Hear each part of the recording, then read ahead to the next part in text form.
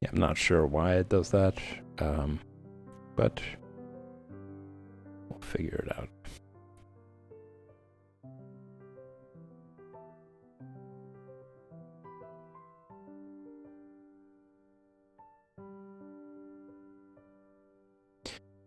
So, yeah, you just want to build all this up in your mind's eye. You want to be able to just get faster and faster with that reference in your head. So, you flip to the page, you try to redraw this as you saw it, and try to get all the proportions down, and then after you're done, flip back to the reference and compare and see, like, did I get it right? Did I remember that it's 4 heads for the top half, 4 heads for the bottom half? Did I remember that the forearm is only half a head? And did I draw the line going down the middle to make sure? Now, the line down the middle, it has multiple benefits. Aside from just measuring, parts of the body, it also ensures that both halves are exactly the same.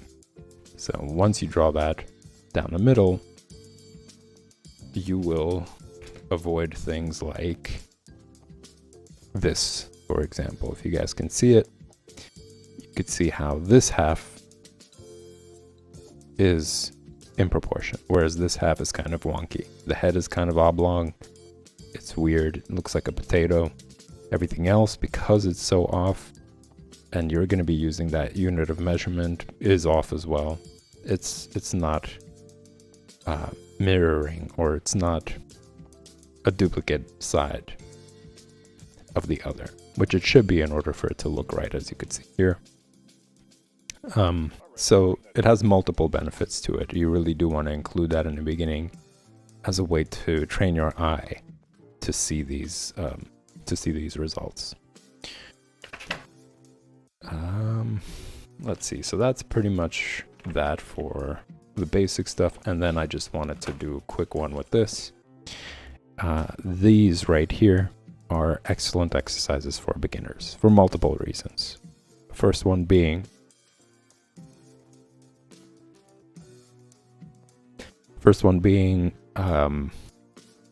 you get to train your control over the pencil.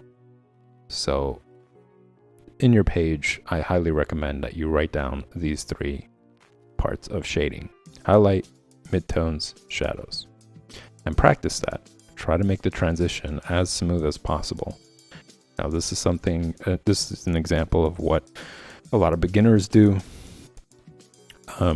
They understand these concepts, highlights, midtones, and shadows, but it's not a smooth transition from each tone to the next.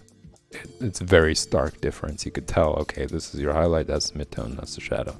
So you want to train yourself to do something similar to this. Very smooth transition. And try to do it in one go without stopping, without being like, okay, I just did the midtones, I just did the highlights, let me stop, let me do that. No, try to gradually press harder and harder until you reach the shadow tone.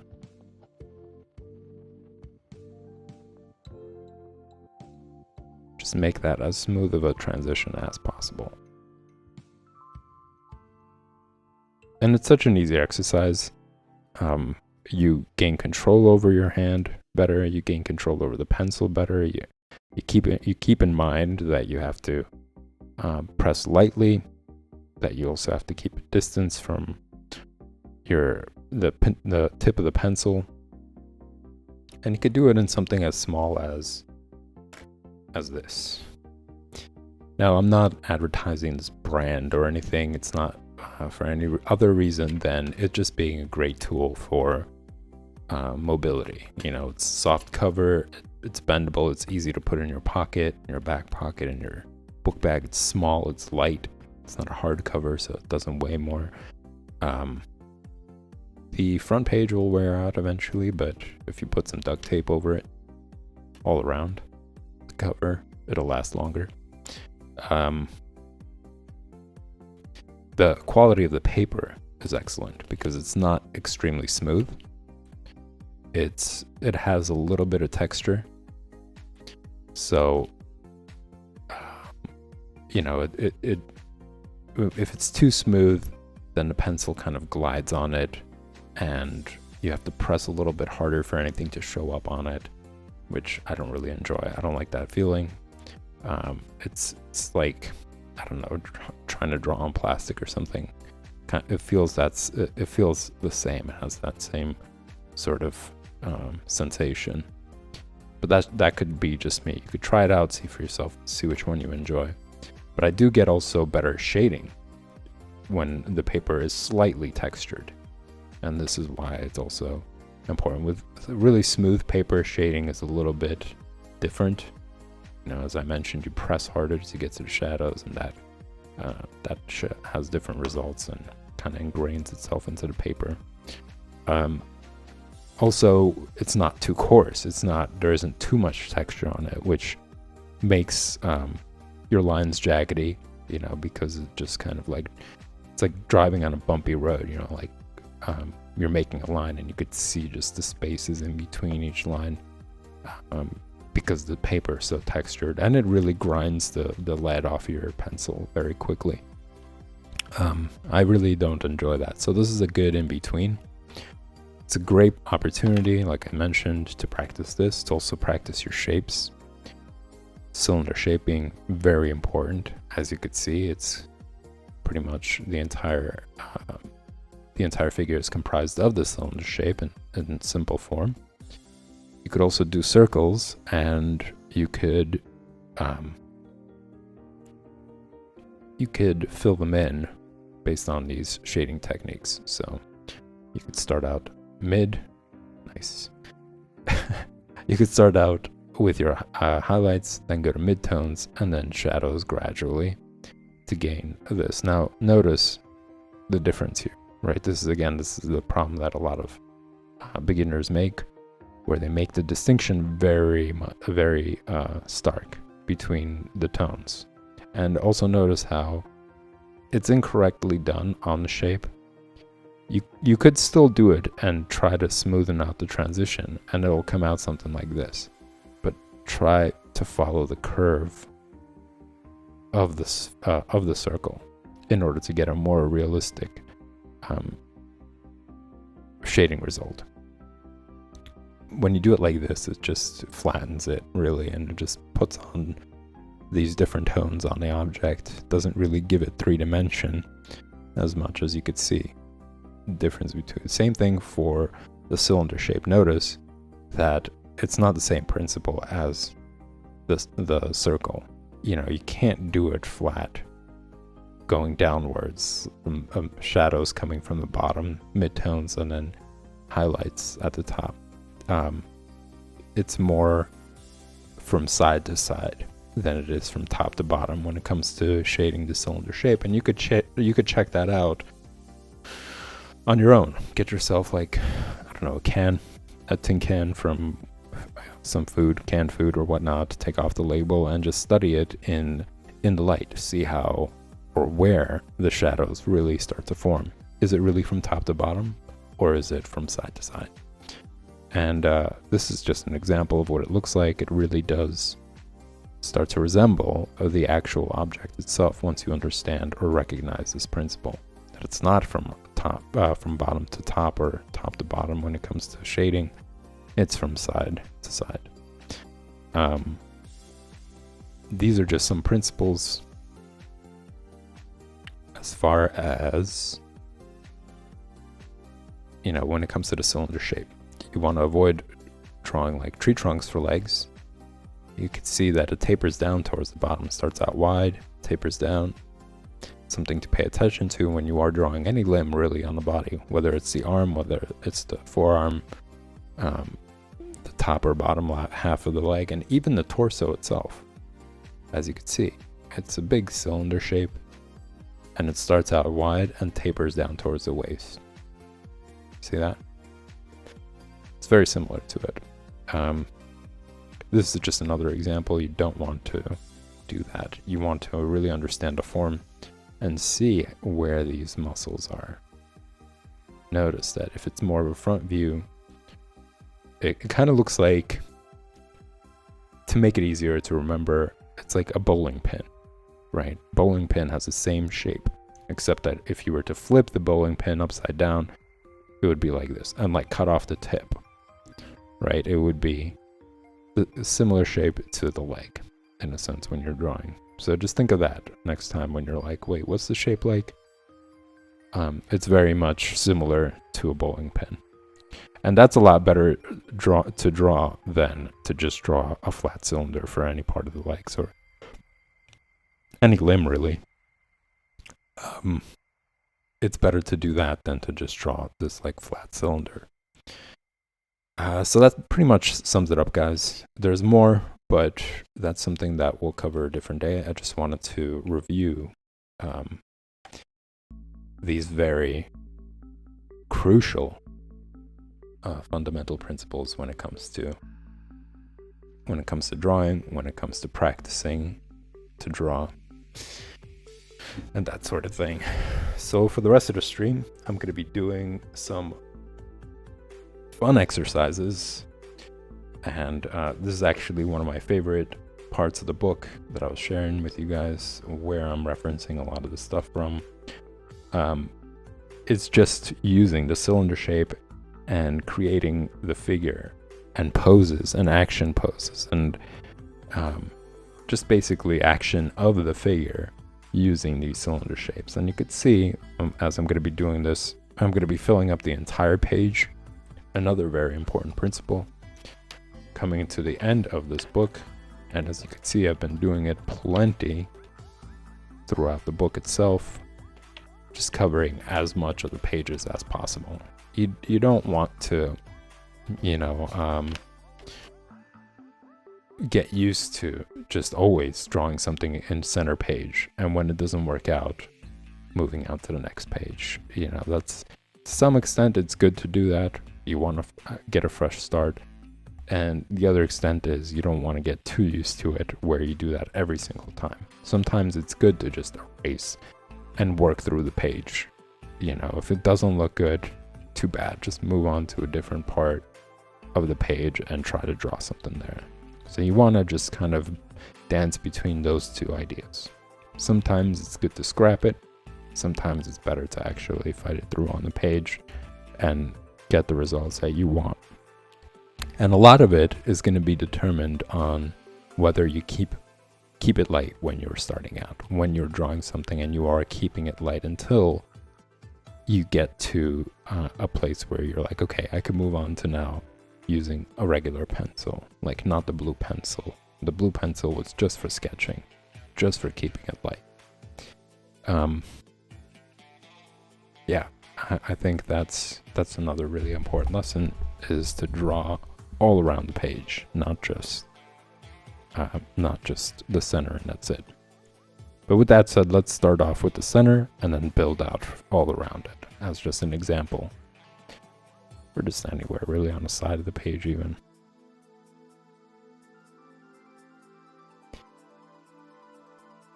So I'm gonna do like a gesture line. This is like the general shape that I want to follow for the entire. This is the action line. Let's just say this is how the body is gonna have. This is the line that the body's going to follow. All right, so this is the action line. You're building yourself framework. You're building yourself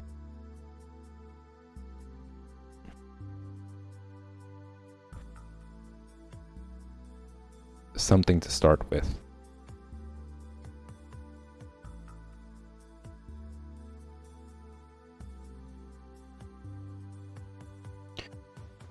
Keeping it light, sketching it all through. And another important thing when it comes to practicing basic shapes, right? When I was talking about that sketchbook, that little sketchbook in just drawing, is that you practice the basic shapes enough, and then when it comes to sketching, you could be like, oh, right, I don't have to just keep drawing squiggly lines, like biggest issue for me when I was learning this was when I was drawing lightly, I was like, what am I drawing lightly here? You know, where am I going with this? You know, I'm so used to drawing the exterior lines of whatever it is that I'm trying to draw that when I'm not doing that, I don't know really where to start, what to go, where to go with these like sketch lines.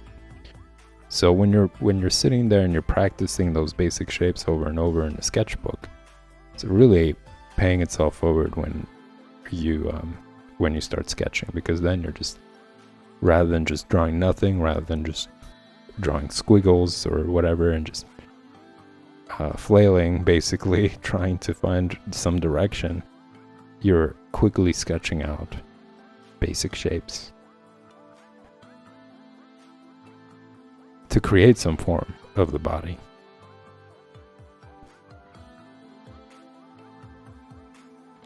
And this just kind of demonstrates it, you know, that really the speed comes from that.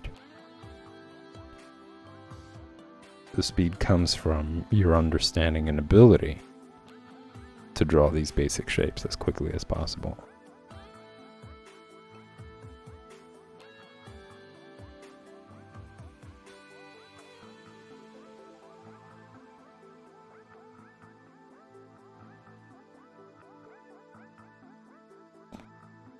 And you'll have to erase less and less. You'll be more in the workflow, you know, that non-stop motion, in a sense, where you're getting good results. You're not like, oh damn, this is off. I gotta erase this. So many benefits, right? Just like reflecting on everything just said, just so many benefits to drawing lightly, to drawing the basic shapes, sketching them out, using them as your point of reference when sketching. Like, what are you sketching? Basic shapes.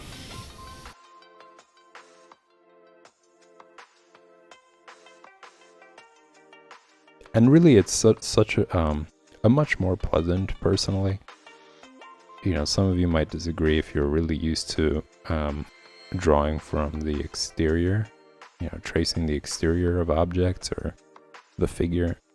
But it's such a liberating sort of feeling when you're drawing like this, when you're just lightly sketching, you're drawing out all these basic shapes. It's pretty good. You're just staying in a flow of just constantly, you know, sketching through the paper. You're not in this like rigid mode where you're just like every single line, you're really like pressing in on it to make sure you have control over it. And then oops, that doesn't look right. Now I gotta erase it, but I can't, because it's really on the paper. It's really ingrained on there. Yeah, so did I convince you guys yet to draw lightly? Did I convince you that drawing shapes are really beneficial? Because they are. They're great. It's a good habit. Good. And at some point, once you get all this down, if you guys missed it, or if you remember, you know, you were part of this 2-week art lounge session,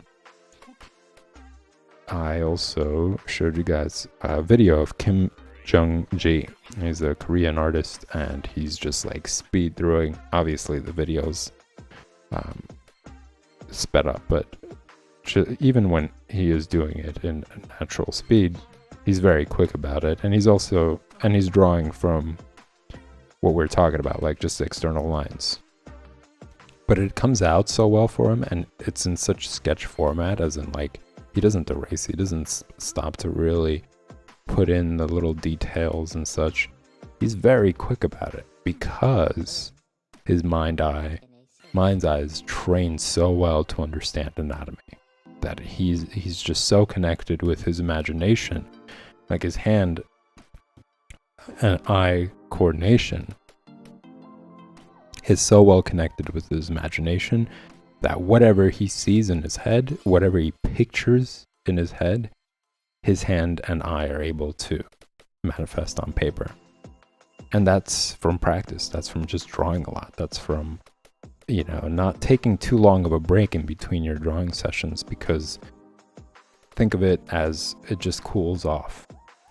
Think of it as like a mirage in a sense, right? When you see or when people talk about it, mirage is like there and it's so vivid. It's right in front of you, and then gradually over time, it just fades and you can't see it anymore, right? So it's like, that's kind of the same idea. It's like, it's this mirage in your head. And every time you take a too long of a break from seeing it in your imagination, you go 2 days without drawing, you go 3 days without drawing, it just starts to fade away more and more. And gradually you just don't see it as well. Whereas if you do it every day, you continuously practice, it stays vivid and becomes your ability to just call it out whenever at its most potent form.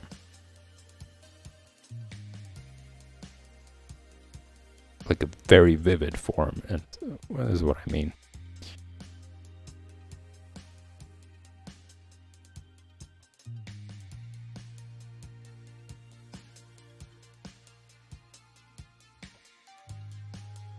So that's why I say when, you're practicing drawing, or pretty much anything, it's best to do it at least 3 times a week. Again, once a week is better than nothing. 15 minutes or half an hour every day is better than nothing. But if you're really serious about getting much better, the ideal amount is an hour, or 3 by 3. Let's just say 3 hours every day, 3 times a week. That's gonna get you somewhere. I would say 3 hours every day, or 5 days a week, is great. Or 3 hours 7 days a week, it's excellent. Like, you will absolutely see some great results.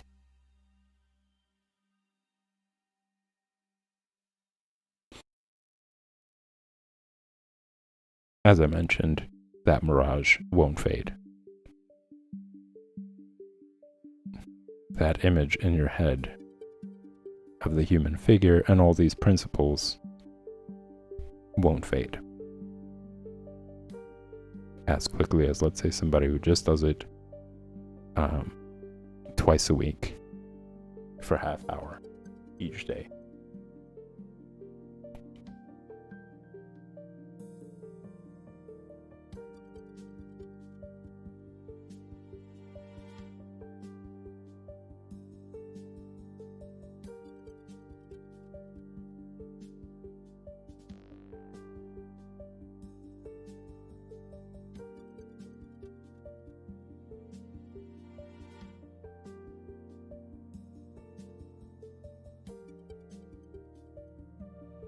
And if you guys tune in to the Drawing Comics stream, you'll see how I build from these basic shapes, panels, what I'm referencing in the comic book. I'm still using these principles. I'm still creating these basic shapes and sketches prior to jumping into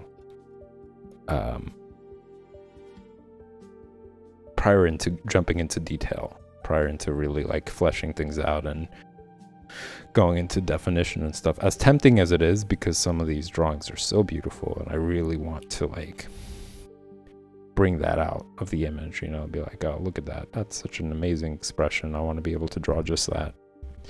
It's very tempting. But it pays off in the long run because everything ends up fitting into the panel. Everything that I see, or everything that I would imagine if I'm doing it from imagination, ends up fitting into the panel because I didn't rush it.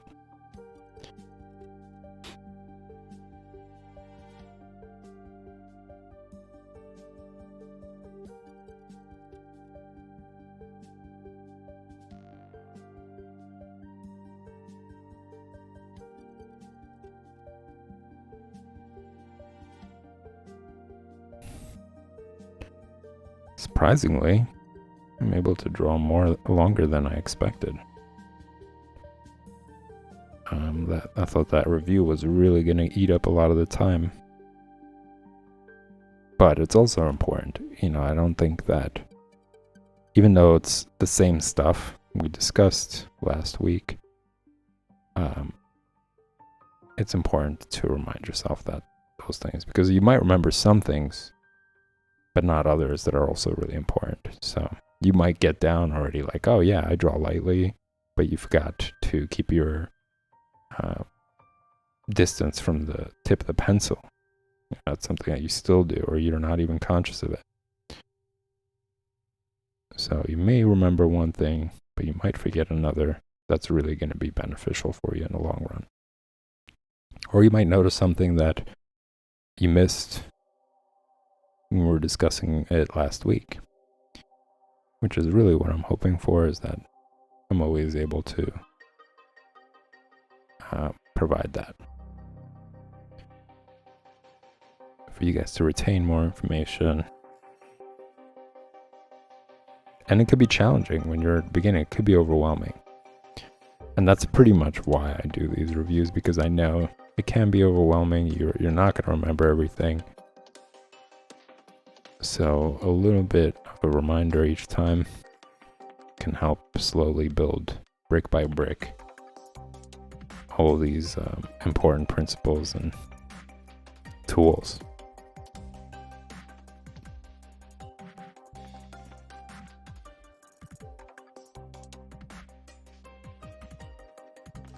I'm also going to be making some really exciting announcement this week. It's going to give you all a great opportunity to partake in Art Lounge.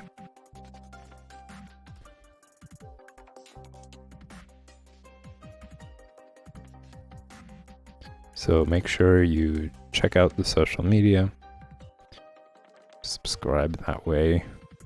It'll show up on your feed, the day where I'm going to be making those announcements.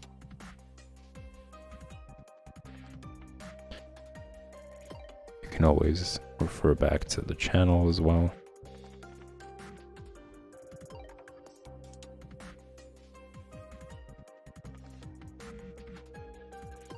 I forgot to draw the gesture line. You know, just the direction the entire body is going to be taking. Just kind of drawing these lines to indicate that.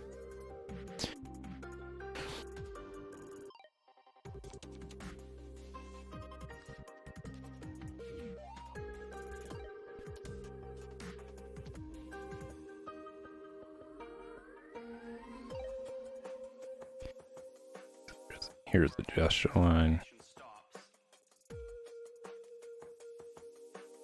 Like the melody line stops and the drums just carry on. They don't do a crazy drum solo, they just keep the groove going. That's a break beat.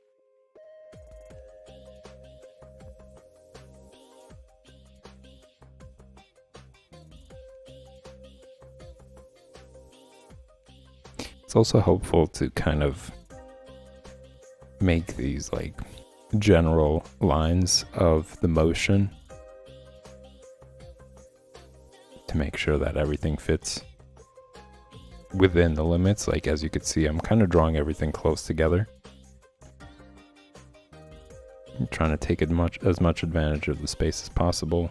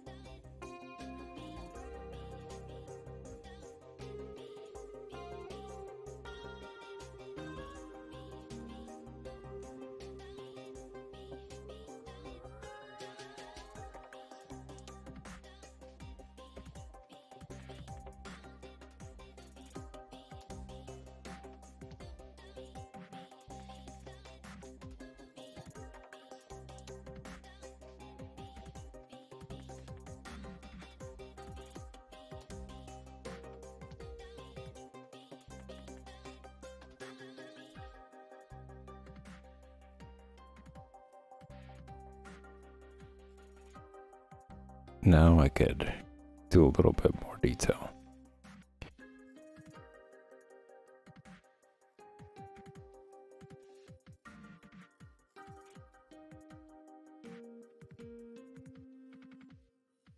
Started out with like quick gesture lines. Now I could start forming shapes.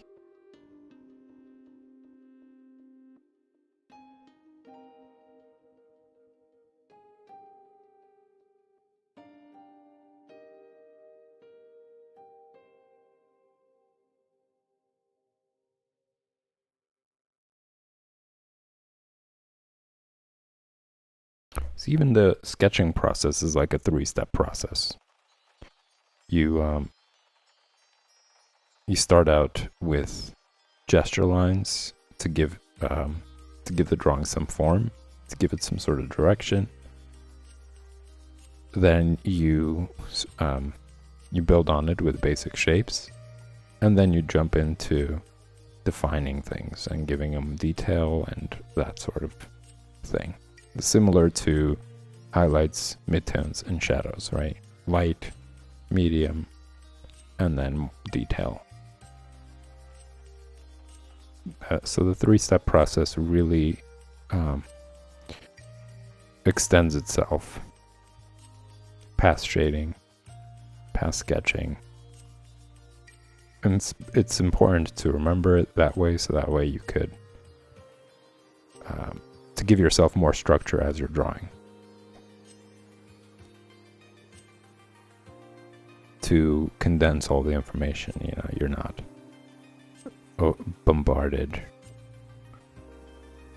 by all sorts of things like, oh, now I'm drawing lightly, now I'm drawing harder, now I'm drawing softer. You're really just structuring it in a way where it's easier to give yourself that guidance. You could be like, at first, I'm going to just draw lightly all around.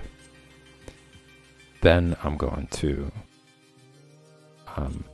press a little bit harder over those light lines to give more form by drawing basic shapes. And then over these basic shapes, since they're still light, they're not really defining the entire figure and everything that's in it, I could start building muscle on top of it. I could start, okay, I'm gonna now draw the bicep over it and define that more.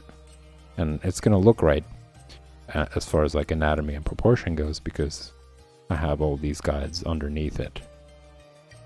I was able to look at the entire image and say, okay, it looks right. Let me move on to the next stage. Whereas if you're just everywhere and you start out sketching lightly, then suddenly you start fleshing out the bicep. Then you like give a little bit more of a light definition of the torso. You're kind of everywhere, and it ends up catching up with you to some extent. And if it doesn't, that's great. If you're producing consistently really good work, using a different type of method, that's great. That's really what it's about. You know, all this is just really about producing really good work that's anatomically correct, that's balanced, etc. You know, this method is just there to help you. It's not so much you have to do this, you know, you gotta, no ands, ifs, or buts. It's not about that. It's just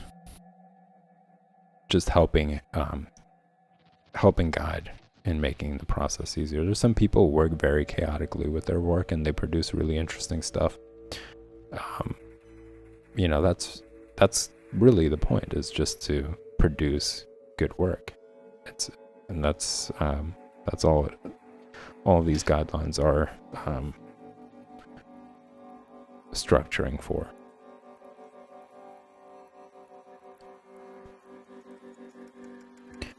And I'm just sharing with you guys my past experience of also drawing pretty chaotically and just not being very structured with things. And I found it to be more time consuming. Like I was spending way more time struggling with the drawing, not really understanding a lot of the principles, and then accidentally kind of coming across some good results and be like, oh, I like this. Let me try to like work on that some more. And then when it came down to actually like producing comics, panel work, and all that stuff, I found that this method was a lot faster. I was getting a lot better and faster results with this approach.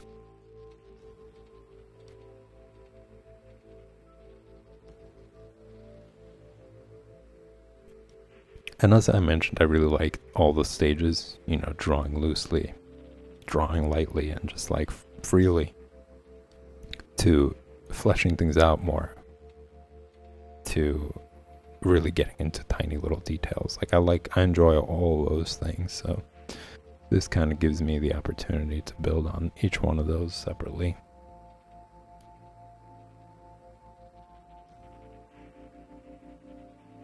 It's kind of like a story, you know, you got your introduction, the development, then you got like the midpoint of the story, where it fleshes out like more details about the characters, about the story itself, and then the final ending, in a sense. No one can really help you. They can comfort, soothe you, but cannot truly understand. And that's okay.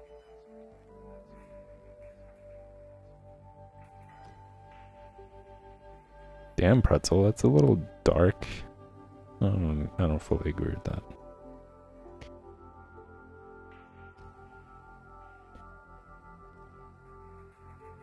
I think there are people who could understand you better than others.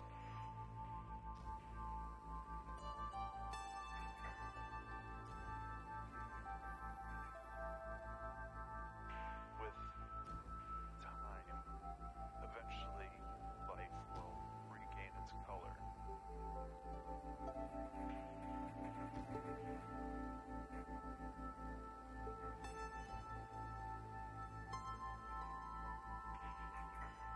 But know that it's okay to make progress, and know that it's okay to lose progress. That's true. That's also true. It's okay to lose progress and to make progress. That's agreeable. Days where you can't cope. Sure. That too.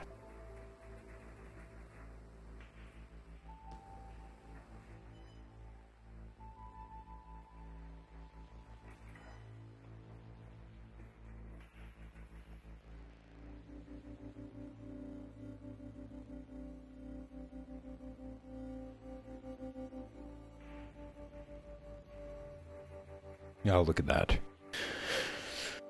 I do get carried away with them. It is fun. I'll be back tomorrow to continue. There's a lot more figures. There's a lot more fun little expression, like body expressions and such, to draw. I'll probably try to like even pencil them with a different pencil, not the blue pencil. Thanks for tuning in, guys. Hope a lot of this stuff was helpful. Hope the review is helping you stay motivated and continue drawing and practicing. Tune in tomorrow for the same time for Drawing Basics. And until then, I will be continuing on with the different streams. In 5 minutes, I will start drawing comics.